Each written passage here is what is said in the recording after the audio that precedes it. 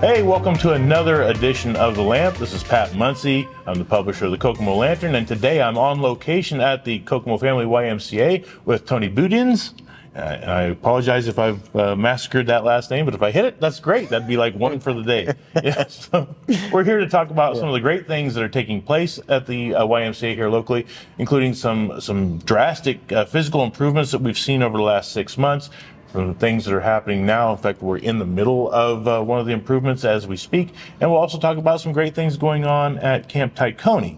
So, Tony, thanks so much for joining us and hosting us here at the Y. Let's talk a little bit about what we've seen over the last few months that maybe people who haven't been in a while haven't experienced yet. Okay. And because you're a regular at the Y, you've seen a lot of stuff happening. Yes. Yeah. So thanks for having me on and for bringing the equipment out here and doing it here. So we appreciate that.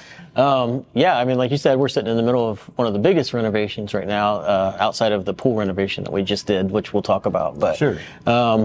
This is a storage space that used to be, at least our people had the foresight to know that we were going to grow once we moved over here, or at least the hope that we were. Right. And it's happened, and we have about 15,000 members right now, and we're needing to follow the trends of recovery and, again, new classes and things like that. So we're building out the studio space now to have a permanent home for our Pilates class. Okay. They've had to drag that equipment out back and forth. Also, that studio can act as a second area for us to do other classes. Okay.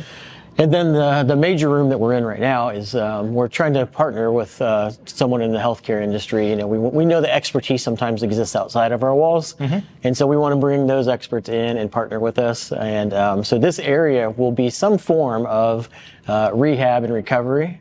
And we don't really want to define what exactly it'll be yet, because we also want that partner's input. Sure. So if you've been in the Y before, on the second floor where the track is that runs around the outside of the weight training area and all the classrooms, we're on the south end of the building. And I didn't know that they were doing this until I was up running on the track, and I hear circular saws and see viscline down to keep dust from flying in the air, and I realize they're cutting holes in the wall. That's kind of interesting, and so I come to find out that that's what they're doing here, and it's pretty cool. So there are a couple of windows that you'll actually be able to overlook the track, or vice versa. As we run by, we can look in and say hi to everybody, whatever's going on in here. I think on the original plans, it just said storage space for this spot. Yes. But this is not the only spot that you've done that to over the years. I mean, when you first opened, the area over there on the northwest corner was also just storage for a short period of time, wasn't it? Very short, but by the time we opened, we knew that it needed to be the functional fitness area. Okay. But it's taken on many forms. I mean, and one thing, quick story about that, because I love this so much. Oh, cool. If you go in there, you see boxing equipment, Yes. and if you go in there, you see personal trainers working with people, or you see people working out individually, and there's some turf in there, and the tire you flip. So it's, it's a gritty area.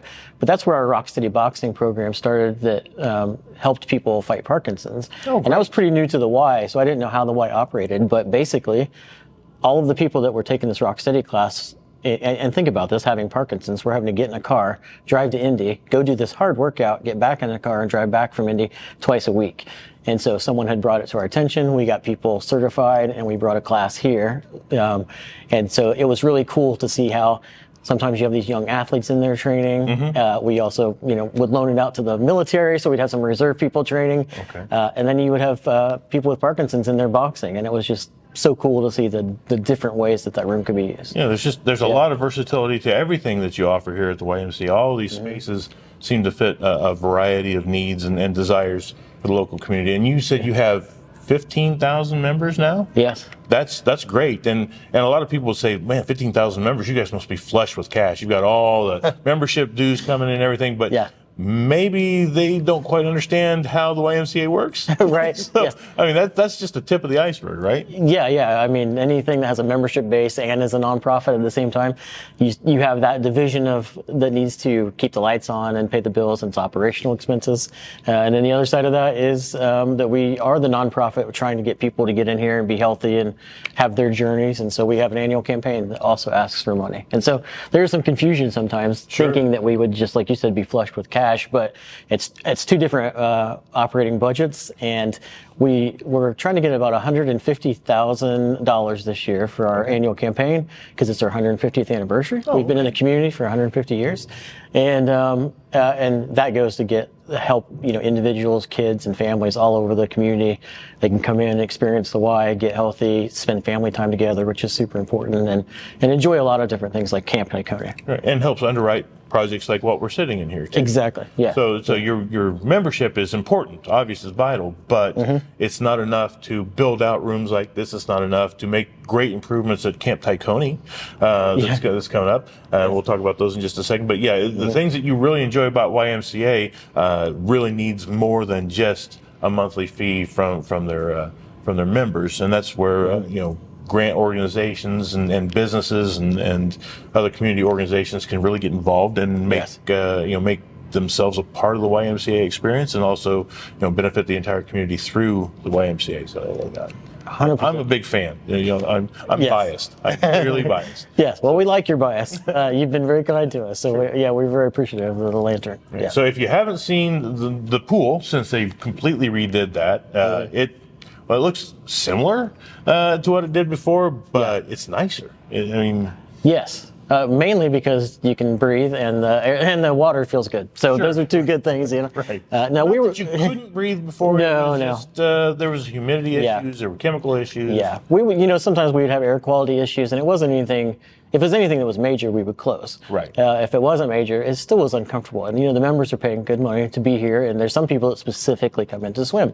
So, we did the best that we could to kind of get things along until it got to a point where we just need a new system. And that required closing for a little bit. Our members were super nice about it, and we had a communication system between us so we could keep them updated. But that was an overhaul that included, taking out the entire humidification unit on the roof, getting those new things in, getting all of the ductwork reworked properly, different sensors in the pool, all kinds of stuff that are behind the scenes. Like you said, it looks very similar except for some of the walls are painted, but it's operating how a pool should operate now. Which is great. That's great. So if you haven't been to the pool lately, and that's something you'd like to do, give it a try, and I think you'll be pleased with the improvements they've made there. But there's also another improvement in that general area that's just brand new. Yes. And that is that we have a sauna. Yes. It's a Finnish sauna. Okay. And every time we say it, they're like, well, it should be finished. And we're like, no, Finnish sauna. F-I-N-N-I-S-H. Exactly. Yeah. From the Finns from Finland. Yeah. And so apparently there's some good technology, that goes along with that. But it's their second sauna. People ask if we're replacing the current, the one that we had. We were just adding it. It's a good feature. We had a lot of use out of the other one, and we didn't want to be over capacity and people couldn't use it. And we wanted to bring in some new technologies. It still does operate on the same electrical system. People were asking if it was like UV or red light therapy, and it's not. But it's really, really nice. We've had we opened it. We got really good reviews right after that. So how does it differ from the existing sauna? It's basically, I think that the way that the technology works inside of it is more efficient, and the way that I'm not an expert on this, as you can tell, but there's a lot of recovery issues for people that they can go through in a sauna, like inflammation, can be reduced. There's a list of things that I'm not thinking about off the top of my head. We're not sauna experts. We're not sauna experts here, but we were recently featured in a magazine that was like, hey, you guys are doing some really cool stuff about rehab and recovery. And the sauna was featured. So there's some really good information in that when I could think about it. But bottom line is, it does the same thing. It just does it more efficiently. And we also have expanded just the area, so we have people that can get in there. Like anywhere else in the Y too, we've had people tell us that hey, I met a friend in there, and now we're swim buddies, and we might go grab coffee or something. So it's another space for community as well. Absolutely, which is one of the great draws to the YMCA is you're going to meet people here that you might not otherwise meet. More better than worse, I'll say that. I'm up here at least a couple times a week, and every once in a while you've got the ones like, I'm going to stay clear. But for the most part, it's like, hey, this is cool. I want to be a part of this. And I'm talking to you while I'm walking along here on the track. And how's your day going? And you got how many laps in? Gee, Christmas, that's really good. Yeah. So you can encourage each other at the same time. It's a great community place. We have great members that are willing to help people. You get those like deer in the headlights for somebody first trying to use machines, Oh, yeah. Oh, my gosh. They're going to end up upside down on them if somebody doesn't help them. And see TikTok videos that go wrong. Exactly. People that are in there, they've never been in a weight room before. Yeah. But like, too, I mean, it's just like anything else. If you get in the same schedule, you start to see the same people and all of a sudden you're saying hi and you're talking. And so this place is built to be more community friendly than the old building. It used to be kind of siloed off because it was true. It was a place for people to stay. It was a hotel basically. Right. So now you can be literally walking the track and peer down into the pool and see your kid, down there and make sure they're okay. So yeah, you can put eyes on a lot of areas just anywhere in the building. Yeah. It's very accessible. It's very open. So again, I'll encourage you, if you've not been a part of this, to come and at least ask for a tour. Those are free, Absolutely. And they'll show you around, and then you'll get to see some of the cool stuff. But one of the things that we want to talk about now would be Camp Tykone, which is one of two outreach areas that the Y has that isn't located downtown. You got the daycare out on the west side, and then you got Camp Tykone. I am an alumnus of both Camp Tiny Tot and Camp Tykone, which I don't think Tiny Tot exists anymore, but I think somewhere I still have the little red shirt. Oh yeah. Which was probably big for me. I wasn't a small child. I don't think I was ever that small. Yeah. But anyway, I think I still have the shirt somewhere. That doesn't matter. What matters is I'd like to see it. Still going strong, and that was 45 years ago. That was and I got to walk it last year, and remembered so many great experiences that I had there as a child doing day camp.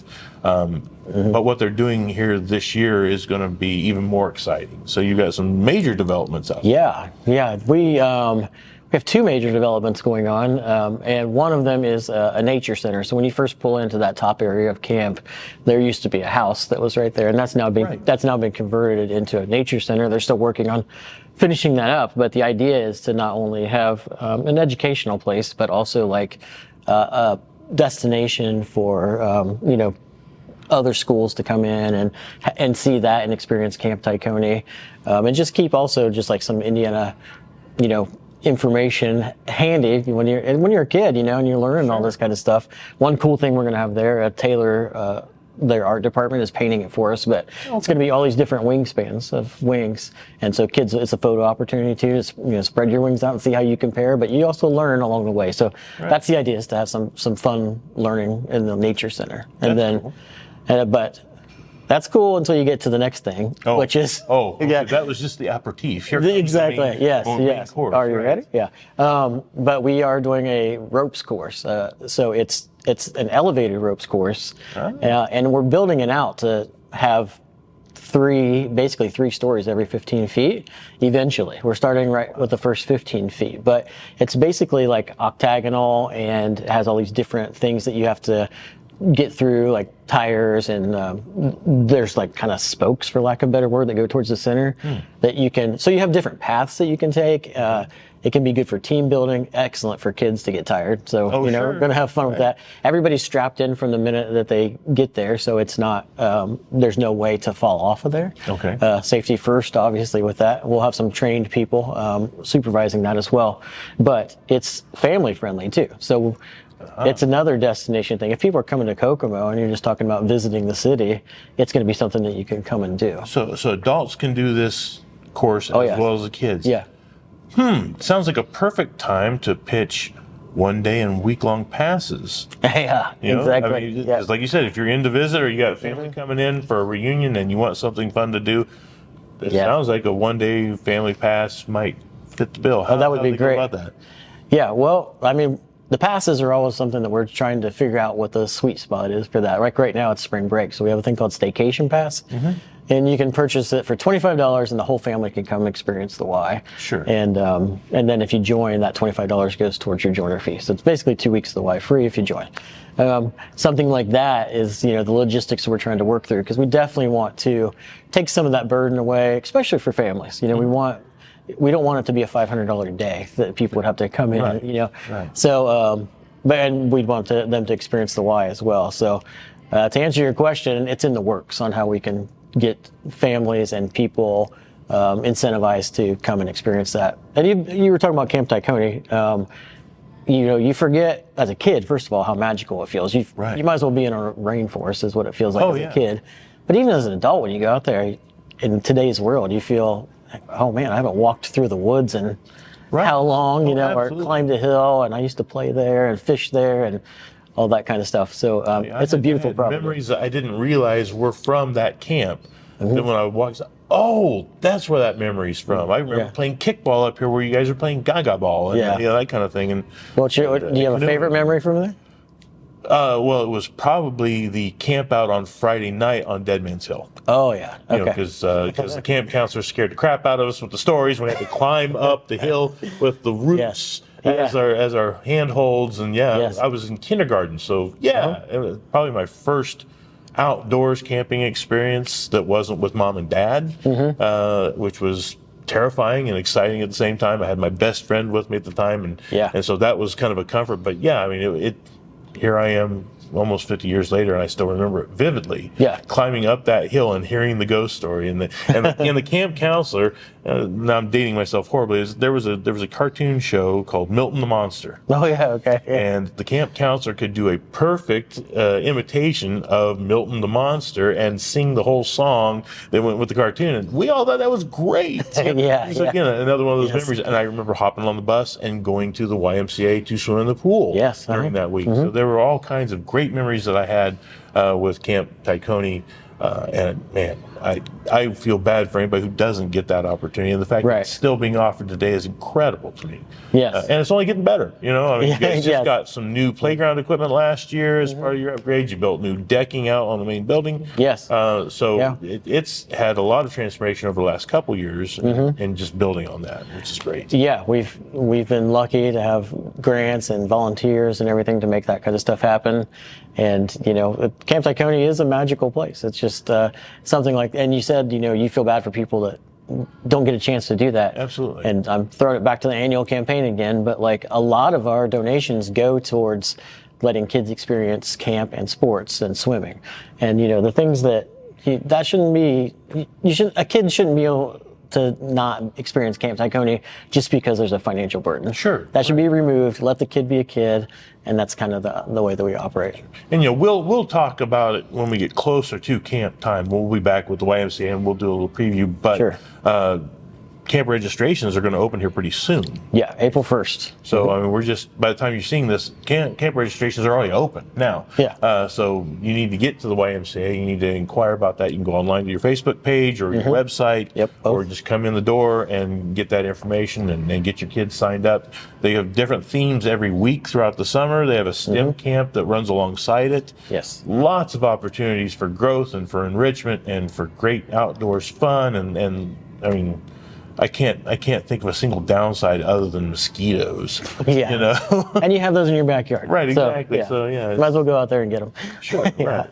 So a lot of great things going on at the YMCA. And of course, they've got a daycare center that we won't even talk about because we don't have a reason to yet, other than it's a great resource as well. But if there's any improvements going on there in the future, we'll definitely cover those as well. So is there anything else that's going on that we haven't hit yet? No, I mean, this is a lot going on right now. So, I think we've covered it. Munsey MG McChrist rolled it all out for you. I know. What is there more? We'll see if we can get you a parking spot, okay? That's work. Done deal. Parking spot downtown with my name on it. That won't be vandalized within the first hour. No, not at all.